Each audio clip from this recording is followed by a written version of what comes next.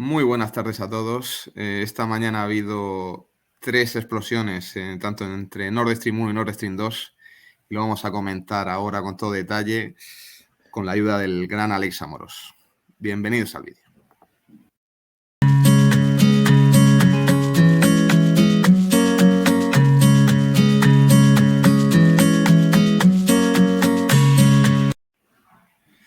Bueno, Alex, ¿cómo estás? Buenas tardes. Muy buenas tardes, pues menudo martes, intensito cuanto menos. Desde luego que sí, ¿eh? Lo estábamos hablando antes de empezar a grabar el vídeo, pero joder, es que es mucho más de lo que podíamos esperar esto que he dado, ¿eh? Bueno, he puesto en el título del vídeo que es la parada definitiva, pero más que parada, ha habido varias explosiones, 2 en Nord Stream 1 y una en Nord Stream 2, entre anoche, ¿no? Y esta madrugada. Ha sido la noticia. Sí, efectivamente. A ver, todavía es prematuro para sacar conclusiones acerca de qué es lo que ha sucedido exactamente, pero vaya, si aplicamos un poco el sentido común y la lógica, todo apunta a que esto es un acto de sabotaje, más si cabe teniendo en cuenta que ambas tuberías pues estaban completamente inutilizadas. Así que en ese sentido esperar pues, un posible fallo técnico fruto de, por ejemplo, una sobrecapacitación de la tubería, pues sería algo francamente improbable, teniendo en cuenta que los flujos pues, estaban completamente parados, ¿no? Y bueno, la naturaleza de las explosiones, cómo han sido, en fin, cuestiones que ahora vamos a ir abordando, pues todo Sí, parece indicar que efectivamente ha ido por ahí. muy raro todo. Y claro, las primeras declaraciones de todo el mundo es que es un salvaje, pero unos dicen que son los rusos dicen que han sido el resto y que es un tal, un cual. Y pues bueno, como bien dice Alex, no se sabe qué ha pasado y probablemente no se sepa nunca. La única realidad es Sí, que están las 2 tuberías totalmente inutilizadas a corto plazo, entendiendo corto plazo como mm, bastantes meses. sí, creo que son dos temas que hay que separar. Por un lado, en cuanto a las acusaciones, como es normal, más si cabe en un contexto de guerra, pues obviamente unos y otros se culpan respectivamente. Sí que creo que es importante, pues, hacer un cierto análisis de qué países realmente tienen capacidad para cometer actos de sabotaje submarino, porque la verdad que los podríamos contar con una mano. Eh, entonces, pues bueno, si tuviésemos que hacer una preselección rápida, los primeros nombres que nos saldrían, pues por un lado, obviamente Rusia, pero también Estados Unidos o la propia Inglaterra, ¿no? Reino Unido. A partir de ahí, pues insisto, quien haya podido ser en el supuesto de ser un sabotaje como todo parece, pues también tendrá unas intenciones u otras. Y el daño efectuado en el gasoducto, pues efectivamente es serio. Estamos hablando de unas fugas muy importantes de gas natural. A eso se le suma que son tuberías que están a varias decenas de metros, en algunos tramos varios cientos de metros bajo el agua, con lo que una eventual reparación pues es, como es lógico, Hostia, claro, costosísimo. altamente complicada también, Y por claro. supuesto, claro, aquí o se recupera la tubería o recurres en fin, a submarinos y batiscazos muy especializados, pero con un coste tanto en recursos como en tiempo, pues muy importante. Sí, sí. Claro, y que no os penséis que esto es algo pequeñito, ¿no? O sea, yo cuando lo he leído esta mañana, que es 1 kilómetro de diámetro, y yo he recorrido hoy a tomarme un café 1 kilómetro, he dicho, madre mía, son 14 minutos caminando No, no, para es él. una absoluta Es una salvajada. locura. O sea, aquí he puesto una imagen, a los que lo estáis viendo, es 1 kilómetro eso que se ve ahí en la Y imagen. ojo, que esto es uno de los tres, que Claro, tenemos tres fugas como esta, cuidado. Y esta imagen la ha tomado la Agencia Marítima de Dinamarca. eh, y en fin, atestigua un poco la dimensión. Como podéis ver, recuerda un poco a lo que vendría a ser un huracán, ¿no? Con todas las sí, nubes de la periferia y el ojo del huracán, pues en el caso del centro del ojo, eso que se ve ahí pues más nítido, el ojo por sí mismo hace 200 metros de diámetro. madre mía. Vaya, que estamos hablando de unas dimensiones impresionantes. Claro, claro. Uf, es que esto... Y bueno, aquí está la imagen donde se ve los 3 puntos de filtraciones de las 3 supuestas explosiones, aunque tiene toda la pinta que así ha sido. Y como podéis ver en las imágenes, están bastante separadas las unas de las otras. Y para colmo, 2 de ellas han sido en Nord Stream 1, que era, recordamos, el que estaba funcionando hasta hace no mucho. Efectivamente. Ambas no. Las 3 explosiones han tenido lugar en distintos puntos de la zona económica exclusiva de la isla de Bornholm, que pertenece a Dinamarca.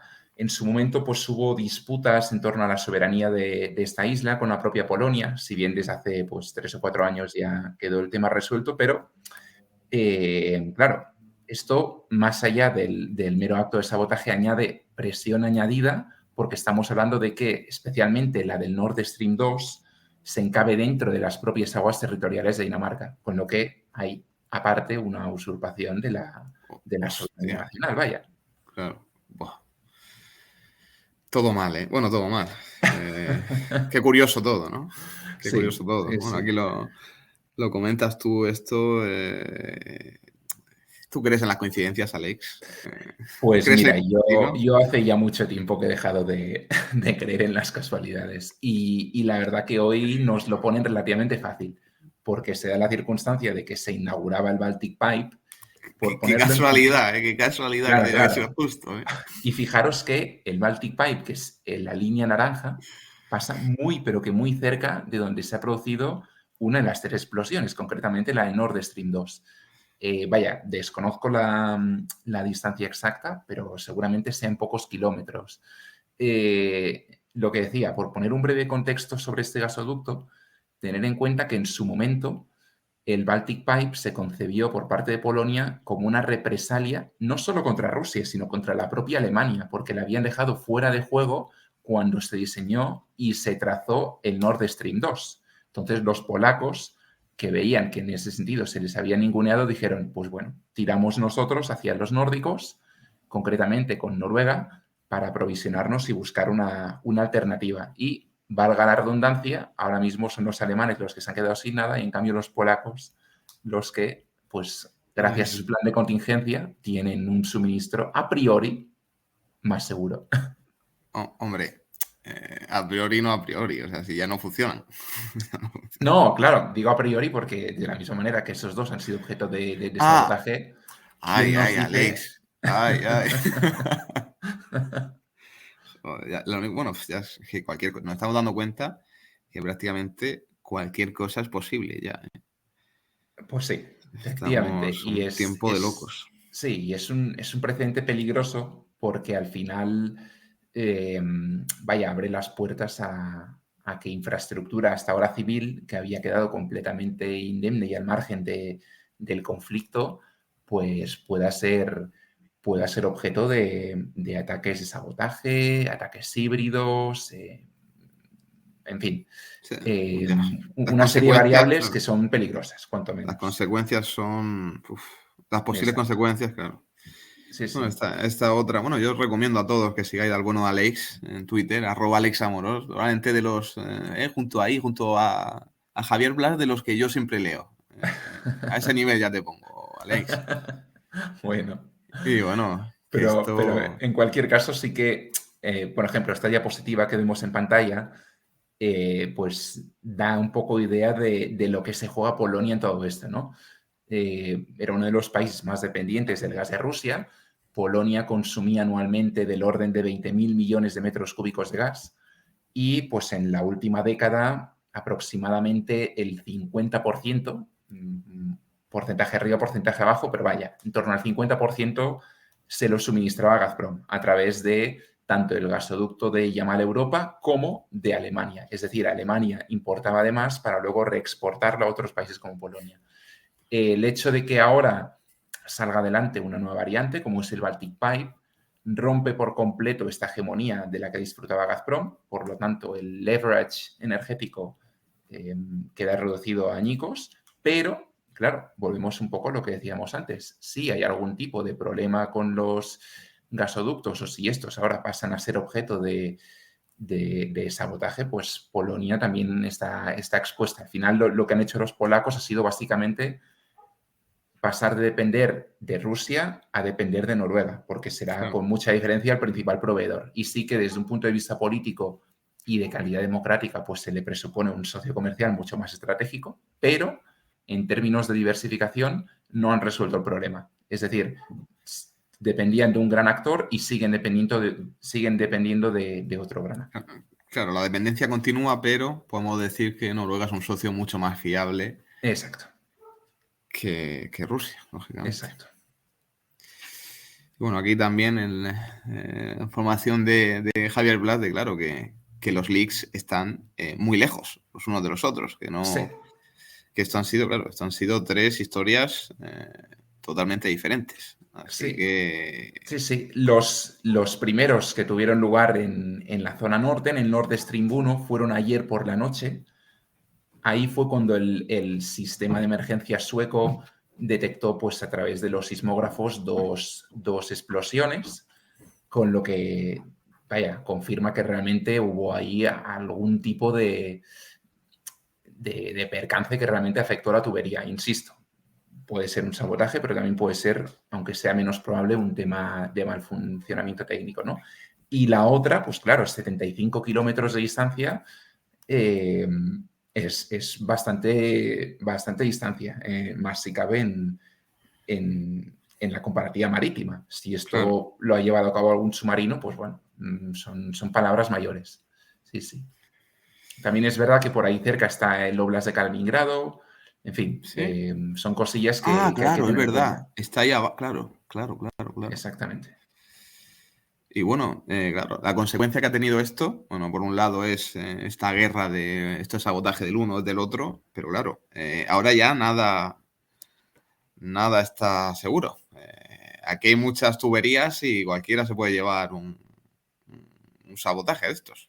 O sea, Pues sí, y seguramente los que más tienen que perder son, si miramos hacia el norte, pues son los daneses y especialmente los noruegos, ¿no? Dinamarca es un país que históricamente no destacaba como potencia energética, pero sí que es verdad que en los últimos años pues ha hecho una apuesta decidida para explotar tanto sus yacimientos en el Mar del Norte como para actuar como interconector de los inmensos flujos que llegan desde Noruega, ¿no? Y de hecho el Baltic Pipe, que se ha inaugurado hoy en Polonia, si bien se alimenta principalmente de flujos llegados de Noruega, la estructura transcurre en la gran mayoría de tramos por territorio y por zona económica exclusiva de Dinamarca, ¿no? Entonces es un país que tiene motivos para la preocupación. De hecho, desde el gobierno se ha instado a todas las plataformas gasísticas, petroleras y, en fin, a los servicios de emergencia a extremar precauciones en todo lo que son infraestructuras críticas energéticas. Y esta misma medida pues, ha sido adoptada por Noruega, que de hecho en las últimas 48 horas ya había advertido de la presencia sospechosa de drones no identificados en varias de sus infraestructuras energéticas. otra coincidencia, Alex. Otra coincidencia. Entonces, Te son voy a hacer temas una que... bueno, no, es pregunta medio trampa, ¿no? Yo no sé si será o ahora mismo o top 1 o top 2 Noruega de suministrador de gas a Europa.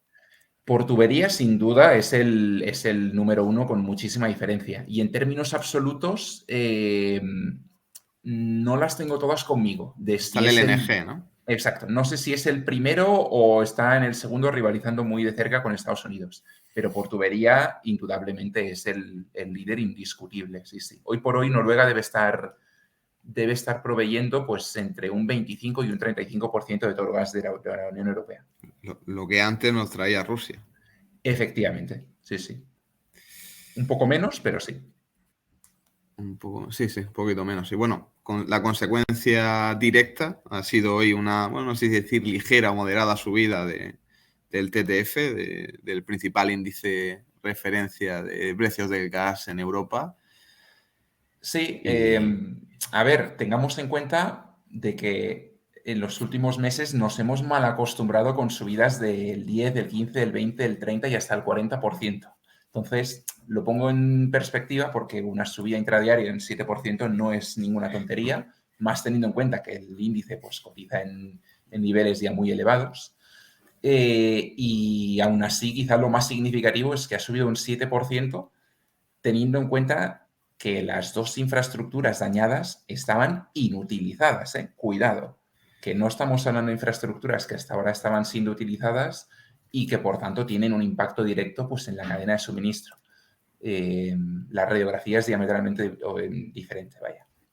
Claro, el punto es que, claro, aquí en la fotito aparecen los futuros hasta abril. Podemos decir que por encima de 200 todo, 200 euros. Hasta abril del 23, que se olviden. O sea, no va a haber ni Nord Stream 1 ni 2. O sea, esto ya está fuera, está fuera de toda... Me atrevería a decir que sí, y no tanto por una cuestión de dificultad técnica, que también, sino porque hoy por hoy creo que es evidente que no hay voluntad política por ninguna de las dos partes en arreglar esto. La voluntad está para inventarte una excusita para Exacto. seguir molestando, vamos a decir. Exactamente. Y aquí es el siguiente tema, que sí, que Nord Stream 1 lo cortaron, Nord Stream 2 podemos decir que nunca llegó a nacer, pero sigue pasando gas natural ruso hacia Europa, no lo olvidemos, tanto por tubería, vía Ucrania, como por LNG. Y bueno, Efectivamente. eso está ahí todavía en el aire, que puede acabar, porque Gazprom hoy han soltado un par de comunicados llamando un poquito la atención, podemos decir. Sí, al final ha abierto la puerta a la imposición de sanciones al principal operador gasístico de Ucrania. En el supuesto de que eso suceda, como Ucrania actúa como país de tránsito, es receptor neto de capitales por parte de Gazprom, es decir, Gazprom paga al operador gasístico ucraniano para que éste deje circular el gas hacia otros mercados europeos, pero si realmente se confirma que el operador ucraniano pasa a estar en la lista de operadores sancionados desde Rusia, pues vaya, esto da a entender, no sé cómo lo verás tú, Raúl, pero a mí me da a entender que el flujo, pues sencillamente no es posible desde el momento en que no tienen capacidad de pagar a un operador sancionado. Yo creo que todo apunta a que es el siguiente paso. Y es que ya lo dijo el Capi, que la sartén Putin la iba a estrujar sobre todo en invierno. Y el invierno empieza ahora. Efectivamente. Cuando nos quedemos sin gas, los escenarios estos que daban los principales analistas de dónde acaba Europa este invierno sin gas ruso, es que cada día se acercan un poquito más, tío. Sí. A ver, sí que es verdad que el GNL ha tenido un tirón muy importante, seguramente bastante más de lo que podíamos esperar hace unos meses. Y vaya, hoy mismo, por poner un ejemplo, Italia ha dicho que incluso en el eventual caso de que Rusia corte completamente el flujo del gas, se ha garantizado el acceso a suministros para todo el invierno. Pero es que cuidado, porque aquí estamos hablando pues de ir de alguna manera sobreviviendo con el agua en el cuello. Es decir, cualquier pequeño problema técnico, cualquier reparación fruto de una sobrecapacidad en las plantas de regasificación norteamericanas, como vimos en su momento en Freeport, Exactamente. cualquier pequeño contratiempo en los pipelines que vienen desde Noruega, pero también desde el norte de África, como Argelia, cualquier pequeño contratiempo pone en jaque un equilibrio que hoy por hoy es sumamente frágil. Y sí que es verdad que los niveles de almacenamiento subterráneo de gas están a unos niveles que podríamos decir más que óptimos, Sí, especialmente estamos teniendo por en ahí cuenta bien. la situación de fondo que tenemos, pero es igualmente cierto que en los últimos años esos almacenes seguían nutriéndose día sí, día también de un flujo regular que llegaba desde Rusia.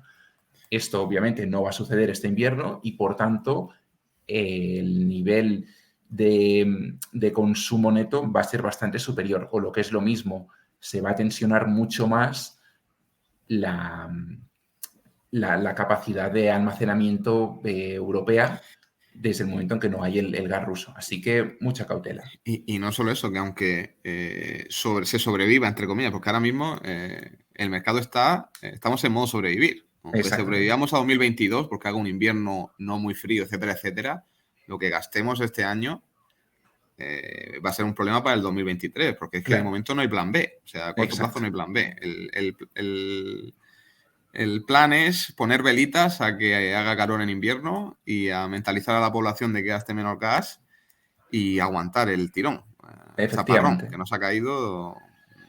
Sí, sí, y a reabrir pues minas de carbón, plantas térmicas y ojo con el pellet y la madera, que quién nos le iba a decir que en pleno siglo XXI estaríamos calentando millones de hogares con troncos, pero vaya, viendo los Y precios tanto. de la madera y los futuros, pues es un buen indicador de por dónde pueden ir los tiros en unos meses.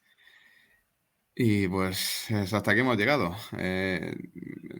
El gasoducto que va por Turquía no va a seguir funcionando, lógicamente. Sí, más que nada que la relación de Rusia y de Turquía, pese a las múltiples asperezas que tienen ambos países, es muy sólida, aunque no lo parezca, y al final pues se necesitan mutuamente. Lo que pasa es que no es un indicador de referencia porque al final Turquía consume buena parte de lo que importa y si bien reexporta una parte de lo que recibe, pues la incidencia directa en el corazón de Es Europa mínima. es mínima.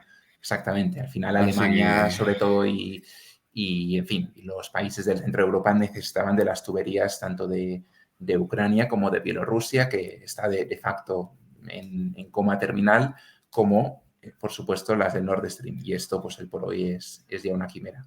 y bueno, habrá que ver, bueno, lo veremos en los próximos días o semanas, qué pasa con el gasoducto que pasa por Ucrania, que es lo que está, entre comillas, en duda ahora.